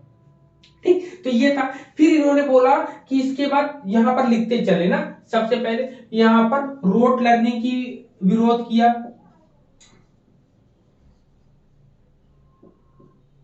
ठीक, रोट लर्निंग का इन्होंने विरोध किया। फिर दूसरे पॉइंट में क्या बोला? दूसरे लाइन में इन्होंने सहसंबंध विधि का प्रयोग किया। किसका? कोरिलेशन का प्रयोग किया सबसे पहले। ठीक है, कोरिलेशन मेथड को इन्होंने माना है। कोरिलेशन मेथड के बाद इन्होंने सिंथेसिस मेथड को माना है। सिंथेटिक मेथड क्या होता है? सिंथेटिक में क्या होता है? विश्लेषण करना होता है ना। हेलो, सॉरी, सिंथेटिक में होता है संश्लेषण करना। ठीक है, सिंथेटिक में क्या होता है बताइए?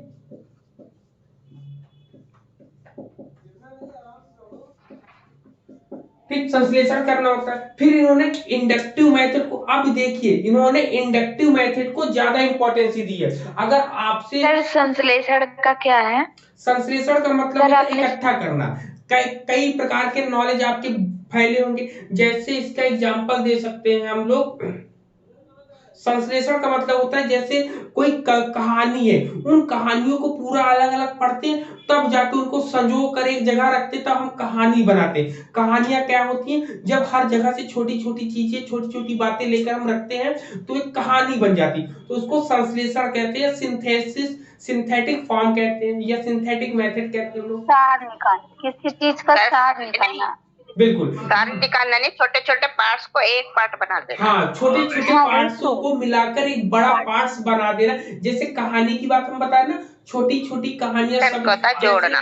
किसी व्यक्ति की किसी व्यक्ति के बारे में हमें जानना है तो उसके जन्म से लेके मरण तक छोटी छोटी छोटी बातों को लेके चलते ना, तो वो संश्लेषण होता है। जबकि एनालिसिस या विश्लेषण की बात करते हैं, विश्लेषण में उसको फैलाकर बताते हैं, फैलाकर। जैसे कविता है, जैसे पजल कार्ड आता है, जैसे कविताएं हैं, कविता को जब कभी आप पढ़ने लगो हिंदी की कविताओं को, तो उसमें क्या होता है कि हर एक वर्ड की अलग अलग मीनिंग होती है, उनको अलग अलग चीजें बताई जाती हैं, तब जाके वो कहीं समझ में आती है हम लोगों को। तो वैसे ही एनालिसिस और सिंथेटिक फॉर्म होता है। फिर इसके बाद एक क्वेश्चन आपके लिए आएगा, क्या आएगा कि ये बताइए इंडक्टिव मेथड को कौन सा दर्शन मानता है, डिडक्टिव मेथड को कौन सा दर्शन मानता है। तो याद रखिएगा, यह जो है रियलिज्म जो है आपको इंडक्टिव मेथड मानता है।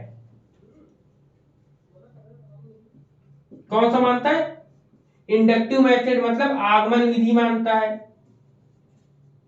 ठीक है, आगमन विधि मानता है। तो फिर आइडियलिज्म कौन सा मानता है बताओ? डिडक्टिव, डिडक्टिव निगमन, ठीक है, ये है ना मानता सर यहाँ पर, एक्सपेरिमेंटल के थ्रू। ठीक है, निगमन मानता है। अब यहाँ पर आगमन और निगमन क्यों मानता है? मैंने पहले ही बताया, आगमन यहाँ पर इंडक्टिव इसलिए मानता है क्योंकि ये सेंस ऑर्गन से ही काम कर, कहता है जो चीज मुझे दिखाई देगी हम उसी को मानेंगे, बाकी और नहीं मानेंगे, इसलिए ये आगमन विधि का ही समर्थन करेगा, ठीक। और ऑडियो विजुअल एड्स की बात मैंने पहले ही बता दी कि ऑडियो विजुअल एड्स का प्रयोग सबसे पहले इसी ने ही किया। यहां पर इतनी चीजें क्लियर हुई सबको? बताओ, बोलो सबको। सर। हाँ बोलिए सर वो संश्लेषण का वो एग्जाम्पल अगर हम देना चाहें तो जैसे हमारा पजल कार्ड होता है वही ना, कि अलग अलग होते हैं, उन्हें इकट्ठा करके ज्वाइन करके एक कुछ अलग सा रूप बनाना। हाँ जो बच्चों को दे दिए बिल्कुल, जाते हैं।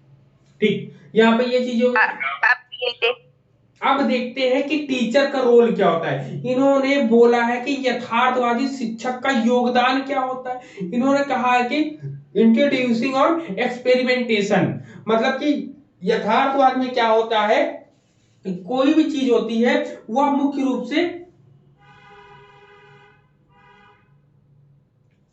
इसमें कहते हैं कि यथार्थ जो है बन चुका है, मतलब कोई भी चीज का सबसे पहले यहाँ पे इंट्रोड्यूसिंग करते हैं, यहाँ पर इंट्रोड्यूस करते हैं, फिर से बोलते हैं कि यह जो है अपनी इच्छाओं को, अपने तथ्यों को और अपने भावों को अलग अलग करके ज्ञान प्रदान करते हैं, मतलब इम्पार्ट्स नॉलेज विथ आइसोलेटिंग, याद है, isolating his Dzire, his fact and sentiments, ठीक, सेंटिमेंट मतलब कि ये अलग अलग चीजों को अलग अलग तरीके से बताने का प्रयास करते हैं, इसीलिए इनको बोला गया है introduce scientific and technical subject, मतलब वैज्ञानिक और तकनीकी विषयों का जो परिचय हमें देता है वह आपका रियलिज्म है आपका। फिर इसके बाद कहते हैं गाइडेंस, फिर कह रहा है कि guide the student toward the hard, ठीक है, द हार्ड रियलिस्टिक्स ऑफ लाइफ, मतलब विद्यार्थी को जीवन की कठिन वास्तविकताओं की ओर मार्गदर्शन करता है, जो कठिनाई आती है उनको सब यहाँ पे डिस्कस करके हम लोगों को बताता है। क्लियर है? यहाँ पर इतनी चीजें बताओ। सर वो लाइन फिर से बोल दीजिए। विद्यार्थी को जीवन, विद्यार्थी के जीवन में जो कठिनाई आती है उनको सरल करने, उनसे परिचय कराने का काम ये करता है, कुल मिला के उससे इंट्रोड्यूस कराता है इनका। सर ये क्या चीज है, इनके कैरेक्टरिस्टिक? ये इनके वो थे, टीचर्स के रोल थे कि टीचर काम क्या करेगा, तो टीचर क्या करेगा, उनकी हर चीजों को, उनके लाइफ में जो भी प्रॉब्लम आएंगी उनसे इंट्रोड्यूस कराएगा, उनके सॉल्यूशन के बारे में भी उनको बताएगा, यहाँ पर फिर उनसे सॉल्यूशन के बारे में भी बताएगा। अब यहाँ पर जब इतनी चीजें सब क्लियर हो जाती हैं तो अब इसका कॉम्परेटिव वे में हम चीजें पढ़ेंगे, ठीक है, कंपेयर करके पढ़ेंगे एक बार, सबका सब क्लियर हो जाएगा यहीं पर आपका, ठीक है ना। यहाँ पर एक ही चीजों में दोनों चीजों को हम लोग पढ़ लेंगे। यहाँ पर आपका यथार्थवाद खत्म हो जाता है, लेकिन हम लोग इसके पूरे के पूरे होल के बारे में समझेंगे, समझने का प्रयास करेंगे हम लोग।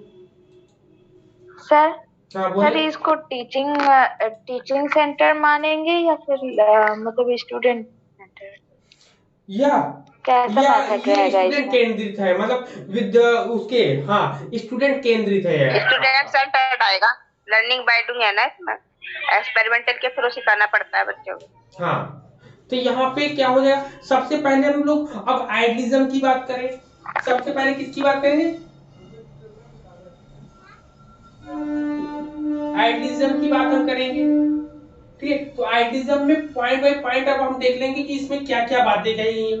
तो सबसे पहले आइडियलिज्म की बात करेंगे, तो आइडियलिज्म को किसने दिया है, सबसे पहले याद रखेंगे प्लेटो ने दिया है। किसने दिया है? प्लेटो ने दिया है। प्लेटो ने देने के साथ प्लेटो ने इसमें कुल मिला के प्लेटो ने क्या माना है, आइडिया को माना है, आइडिया को माना है, वन वर्ड में कहा जाए। फिर इसमें और क्या बात करी गई है, इसमें जो है दो वर्ड माने गए, फिजिकल और स्पिरिचुअल। तो फिर फिजिकल और स्पिरिचुअल वर्ड में से किसको ज्यादा इंपॉर्टेंस दी है, स्पिरिचुअल वर्ड को, स्पिरिचुअल वर्ड को इन्होंने ज्यादा इंपॉर्टेंस दी है। ठीक है, फिर इसके बाद जब हम देखेंगे नेक्स्ट इसमें, तो इसमें और क्या आता है, इसमें और भी इसमें बोला है माइंड ओवर मैटर, ये याद रखना है, क्या बोला है, माइंड ओवर मैटर की बात बोलते हैं। फिर और इसमें पॉइंट क्या दिया, इन्होंने सेल्फ रियलाइजेशन की बात करी, क्या बात करी है, सेल्फ, ठीक है, सेल्फ रियलाइजेशन की, ठीक, सेल्फ रियलाइजेशन की बात करी। सेल्फ रियलाइजेशन के साथ साथ इसमें और क्या बोलते हैं, ट्रू ब्यूटी की बोलते हैं बात, क्या बोलते हैं इन्होंने, ट्रूथ, ट्रूथ क्या, गुडनेस, गुडनेस के बाद और क्या बोली है, ब्यूटी, ठीक, ब्यूटी के बारे में बताया इन्होंने। फिर इसमें और क्या बातें कही है, इतनी चीजें बात कही, इन्होंने एब्सोल्यूट वैल्यू की बात करी है, किसकी बात करी है, एब्सोल्यूट वैल्यू की,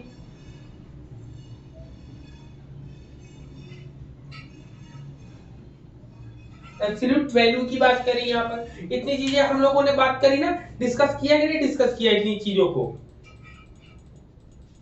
ठीक। जब से मेटाफिजिक्स इसकी बात करेंगे हम, तो मेटाफिजिक्स में क्या आपका आएगा,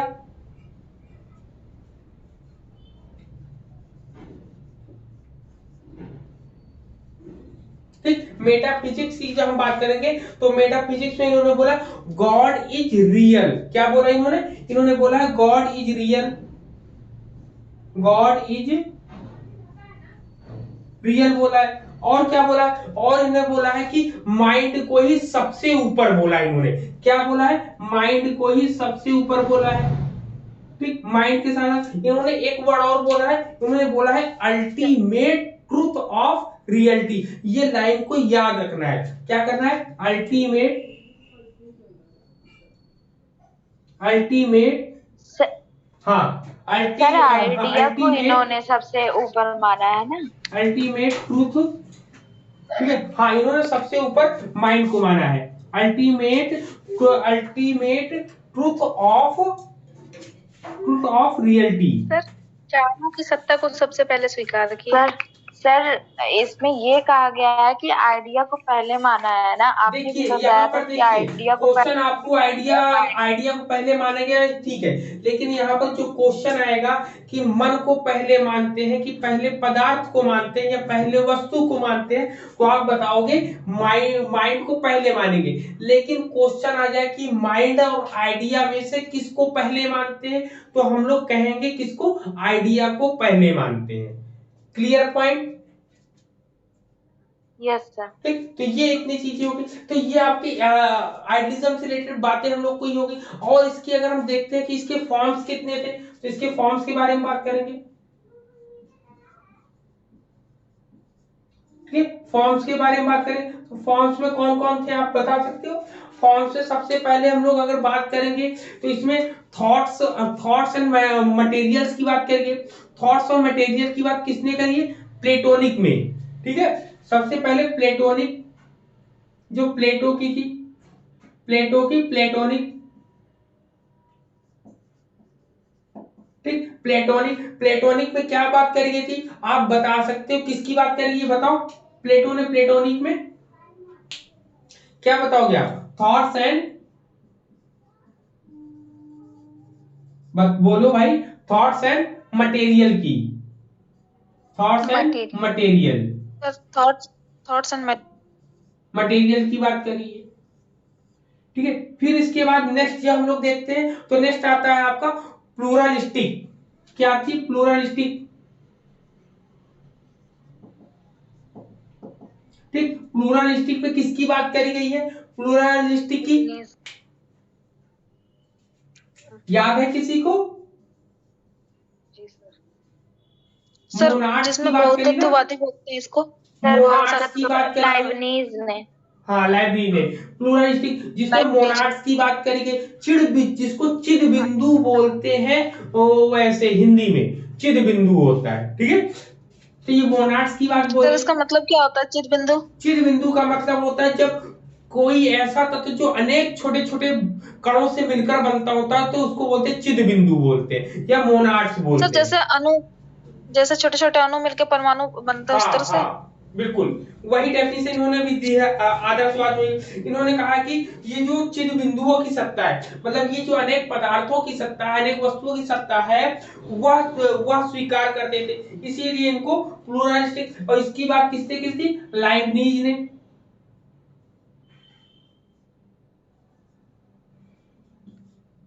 ठीक, लाइबनिज ने बात करी थी। फिर इसके आज हम लोग बात करेंगे सब्जेक्टिव की। किसकी बात करेंगे? सब्जेक्टिव की। तो सब्जेक्टिव में सब्जेक्ट इंपॉर्टेंट होता है। फिर इसके इंटेलेक्चुअल में जो हम बात करेंगे,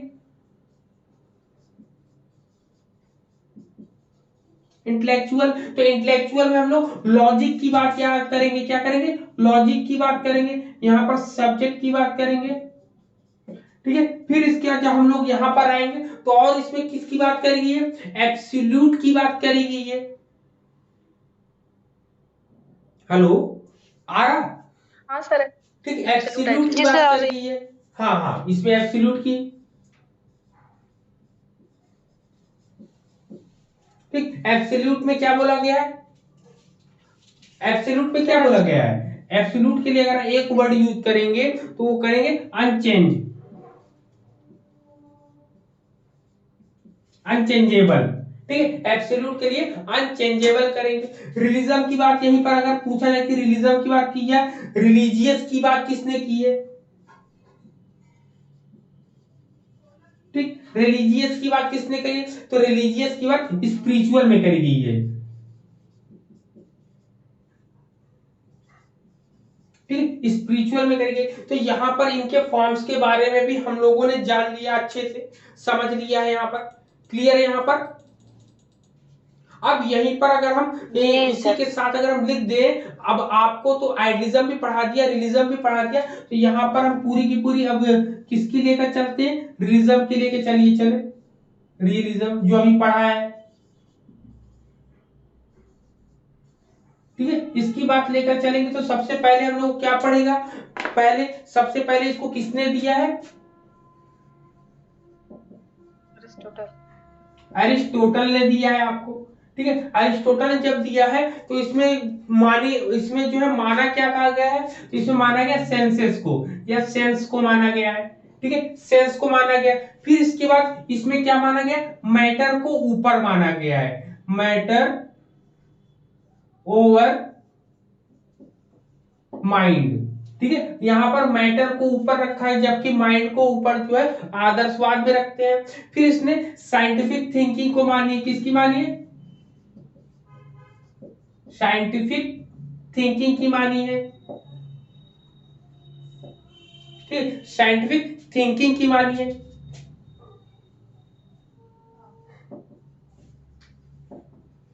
ठीक, साइंटिफिक थिंकिंग की मानी। साइंटिफिक थिंकिंग के साथ ये और क्या मानते हैं? ये ऑब्जेक्ट्स मानते हैं। क्या मानते हैं? ऑब्जेक्ट्स मानते हैं, ऑब्जेक्ट्स मानते हैं। जबकि ये क्या मानते हैं? ये सब्जेक्ट्स मानते थे, सब्जेक्टिव मानते थे आपका, ठीक है। ये ऑब्जेक्ट्स मानते हैं। और क्या मानते हैं? ये हैप्पी लाइफ के बारे में कहते हैं, ये हैप्पी लाइफ के बारे में कहते हैं। वहीं अगर हमसे पूछा जाए कि आइडियलिज्म में क्या पूछते हैं, तो आइडियलिज्म में इन्होंने क्या बोला है? सेल्फ रियलाइजेशन की बात बोली यहाँ पर, ठीक है। किसकी बात? सेल्फ रियलाइजेशन की बोलते हैं। यही वही यहाँ पर ये हैप्पी लाइफ के बारे में बोलते हैं। फिर इन्होंने सोसाइटी की बात बोली है, ठीक है, सोसाइटी की बात बोली। सोसाइटी की बात के साथ इन्होंने गोल्डन मैन की बात करी है, गोल्डन मैन की बात इन्होंने करी। तो इतनी चीजें यहाँ पर ये बात करते हैं। दोनों में अगर हम लोग देखें कॉमन चीजें अगर हम लोग मिलाना चाहें तो इतनी चीजें मिला सकते हैं ना? क्लियर है यहाँ पर इतनी चीजें? बताओ। हाँ सर। अब इनके फॉर्म्स की अगर हम बात करें तो फॉर्म्स में कौन कौन आएगा देख लो। इनके फॉर्म्स की बात अगर हम करते हैं,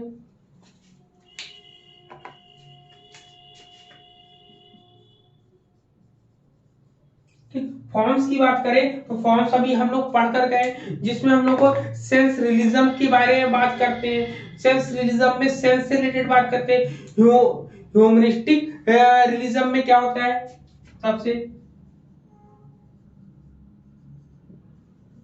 ह्यूमनिस्टिक रियलिज्म। तो ह्यूमनिस्टिक रियलिज्म में हम लोगों को क्या चीजें पढ़ने को मिलती है, वहां पर ह्यूमंस के बारे में पढ़ने को मिलता है, इंडिविजुअल्स चीजें मिलती है।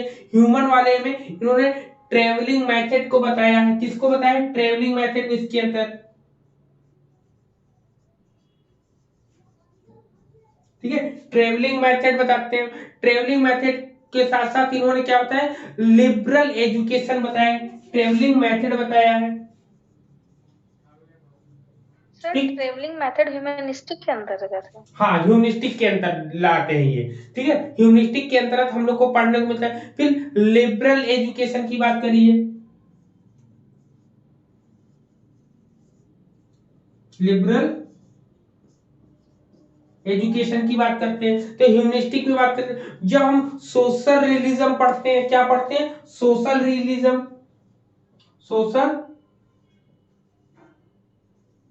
सोशल रियलिज्म पढ़ते हैं। तो सोशल रियलिज्म में क्या हम लोग को पढ़ने को मिलता है? सोशल रियलिज्म में हम लोगों को प्रैक्टिकल सोशल रिलेशनशिप पढ़ना पड़ता है। क्या पढ़ना होता है?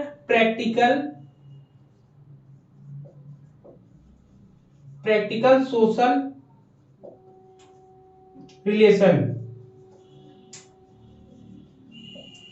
ठीक, सो प्रैक्टिकल सोशल रिलेशन के बारे में पढ़ने को मिलता है। फिर इसके बाद हम लोग नियो रियलिज्म पढ़ते हैं। क्या पढ़ते हैं? एक नियो रियलिज्म पढ़ते हैं, ठीक है, क्या पढ़ते हैं? एक नियो पढ़ते हैं, नियो रियलिज्म,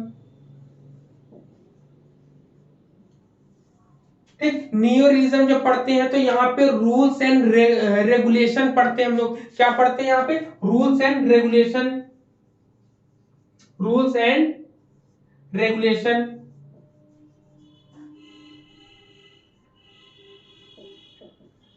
ठीक, रूल्स एंड रेगुलेशंस पढ़ते हैं यहाँ पर। तो इतने इसके फॉर्म्स हैं, फॉर्म्स के बारे में हम लोग जान लेते हैं। फिर इसके बाद और इसमें जब हम देखते हैं तो इसके मेटाफिजिक्स में क्या आता है, बताओ, इसकी मेटाफिजिक्स में क्या आएगा आपका? अगर इसके मेटाफिजिक्स की बात करें तो मेटाफिजिक्स में क्या आएगा?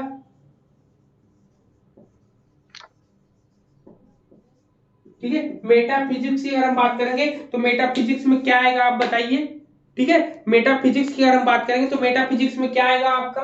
सबसे पहले देखते हैं मेटाफिजिक्स में, तो यहाँ पर ऑब्जेक्ट्स और यहाँ पर आ जाएगा यूनिवर्स रियल बोला इन्होंने। क्या बोला है यहाँ पर?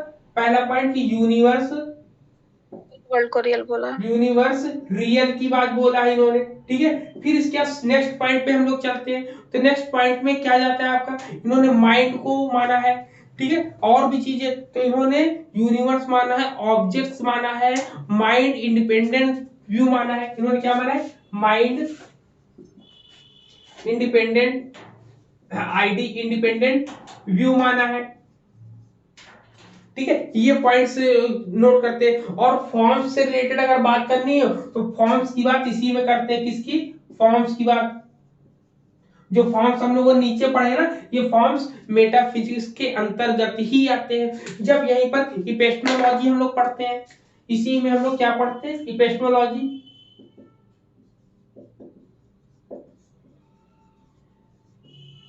ठीक। इपेस्टेमोलॉजी जब हम लोग पढ़ते हैं तो इपेस्टेमोलॉजी में देखो क्या आएगा यहाँ पर, ठीक है। इपेस्टेमोलॉजी में जब हम लोग देखते हैं कि इपेस्टेमोलॉजी में इसके अंतर्गत क्या आएगा आपका, ठीक है। तो इपेस्टेमोलॉजी में हम लोग देखते हैं, इपेस्टेमोलॉजी में आपका क्या आ जाएगा? सबसे पहले इन्होंने 3R की वैल्यू, 3R की बात मानी। किसकी मानी है? 3R की बात मानी है। 3R के साथ साथ इन्होंने प्रैक्टिकल नॉलेज की बात करी है। किसकी बात करी है? प्रैक्टिकल नॉलेज की, प्रैक्टिकल नॉलेज की बात इन्होंने करी है, ठीक। प्रैक्टिकल नॉलेज के साथ साथ इन्होंने और इपेस्टेमोलॉजी में क्या लेकर आते हैं? इन्होंने साइंटिफिक थिंकिंग की बात करी है। क्या बात करी? साइंटिफिक थिंकिंग की, साइंटिफिक थिंकिंग की बात करी इन्होंने, ठीक। साइंटिफिक थिंकिंग की बात ये करते हैं। फिर अब इतनी चीज जब आ गई तो अब आपका एक चीज बचता है क्या, ऑक्सियोलॉजी। ऑक्सियोलॉजी में इन्होंने क्या माना, एब्सोल्यूट वैल्यू बेस्ड ऑन, ठीक है, absolute value based on law of nature, ठीक है। एक्सियोलॉजी में अगर हम बात करते हैं यहाँ पर, ठीक है, एक्सियोलॉजी, एक्सियोलॉजी की अगर हम बात करेंगे तो एक्सियोलॉजी में क्या बोला इन्होंने, ठीक है। एक्सियोलॉजी में सुन रहे हैं ना सब लोग कि एक्सियोलॉजी में क्या माने, तो एक्सियोलॉजी में आप बताएंगे absolute value based on law of nature. क्या माना इन्होंने, एब्सोल्यूट्स वैल्यू, इन्होंने एब्सोल्यूट वैल्यू को माना, एब्सोल्यूट वैल्यू बेस्ड ऑन, ठीक है, बेस्ड ऑन, ठीक है, based on law of nature. क्या है, law of nature, law of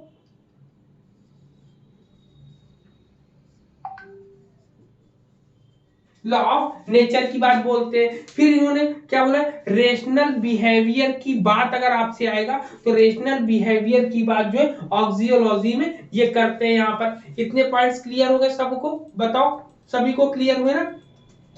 जब इनके हाँ बोले, रेशनल बिहेवियर क्या बोले हैं? हाँ, रेशनल बिहेवियर की बात ये करते हैं कि इनका कि समाज में एक दूसरे से कोरिलेशन की बात की ना, कि एक दूसरे से जुड़कर रहना है, तो वो बात यहाँ पर बोलते हैं, ठीक है। फिर इसके बाद आता है इसमें कि एम्स ऑफ एजुकेशन, इनके शिक्षा का उद्देश्य क्या था, तो इन्होंने बोला था कि से इनके शिक्षा का उद्देश्य था सेंस को ट्रेनिंग देना, मतलब कि इंद्रियों को प्रशिक्षण देना, इंद्रियों के प्रशिक्षण पर बोला इन्होंने। इनके शिक्षा का उद्देश्य था वोकेशनल एजुकेशन। इन्होंने बोला कि सक्सेसफुल लाइफ के बारे में इन्होंने बताया, साइंटिफिक एक्टिविटीज इन्होंने बताई, कॉम्प्रिहेंसिव डेवलपमेंट के बारे में इन्होंने बताया। तो ये किसमें थे, एम्स ऑफ एजुकेशन। जब इसमें बात करते हैं मेथड्स ऑफ ट्रेनिंग की, किसकी बात करते हैं, मेथड्स ऑफ ट्रेनिंग की, तो मेथड्स ऑफ ट्रेनिंग में इन्होंने बोला है कि एक्टिविटी बेस्ड होना चाहिए, कोई भी निष्क्रिय ना हो, सक्रिय हो। जबकि आदर्शवाद में या आइडियलिज्म में पढ़ते हैं, आइडियलिज्म में टीचर एक्टिवेटेड होता है और स्टूडेंट क्या होता है, रीएक्टिवेटेड होता है। जिसको रीएक्टिवेटेड होता है वहां पर निष्क्रिय होता है, ठीक है, वहां पर कोई एक्टिविटी नहीं होती है स्टूडेंट की, टीचर की एक्टिविटी ज्यादा दिखाई देती है, ठीक है। टीचर अगर एक्टिविटी करेगा तो बच्चा करेगा, टीचर अगर एक्टिविटी नहीं करे तो बच्चा नहीं करेगा। लेकिन यहाँ पर जब सेंसेस को ट्रेनिंग दे दी जाती है तो बच्चा ऑटोमेटिक यहाँ पर यूज करता है। फिर आते हैं मेथड्स ऑफ टीचिंग में कि यहाँ पर इंडक्टिव और डिडक्टिव दोनों मेथड को यूज किया जाता है। लेकिन अगर इन केस दोनों में से कोई ऑप्शन चुनना हो तो ये इंडक्टिव मेथड को मानता है, क्लियर। एक्सपेरिमेंटल मेथड को ये मानता है, मेथड्स ऑफ टीचिंग में इतनी चीजों को मानता है। जब करिकुलम की बात आती है तो करिकुलम में सबसे इंपॉर्टेंट इन्होंने साइंस और मैथ्स को माना है यहाँ पर, ठीक है। किसको माना है, साइंस और मैथ्स को माना है यहाँ पर। फिर इसके बाद डिसिप्लिन की बात करते हैं, इन्होंने बोला है कि सेल्फ डिसिप्लिन होना चाहिए, ठीक है। क्या होना चाहिए, सेल्फ डिसिप्लिन होना चाहिए। तो यहाँ पर आपको दोनों को कॉम्परेटिव वे में पढ़ा दिया गया, कॉम्परेटिव वे में समझा दिया गया। यहाँ पर कोई भी डाउट्स हो तो पूछ लीजिए आप लोग। No sir. अब एक क्वेश्चन अगर सहज ही अगर एक क्वेश्चन बच जाता है तो वो है को-एड एजुकेशन, सह शिक्षा की बात सबसे पहले किसने करी, तो नोट कर लेना, रियलिज्म ने, यथार्थवाद ने सबसे पहले को-एड एजुकेशन की बात करी और सेक्स एजुकेशन का समर्थन किया। ये दो पॉइंट भी नोट कर लें, को-एड एजुकेशन, ठीक है, को-एड एजुकेशन की बात करी और सेक्स एजुकेशन की भी बात इन्होंने ही करी थी सबसे पहले। तो याद रखना, ये दो पॉइंट याद रखना हम लोगों को कि इन्होंने सबसे पहले क्या काम किए, को-एड एजुकेशन की बात करी, सह शिक्षा। फिर आपका बोला है सेक्स एजुकेशन, यौन शिक्षा की बात करी। सबसे पहले इन्होंने क्या करा, व्यावसायिक शिक्षा की बात इन्होंने करी। सबसे पहले उन्होंने श्रव्य दृश्य या ऑडियो विजुअल एजुकेशन की या उनकी बात करी यहाँ पर। तो इतनी चीजें ये लोगों ने नई चीजें जोड़ी थी सबसे पहले। क्लियर इतने पॉइंट सभी के, बताओ।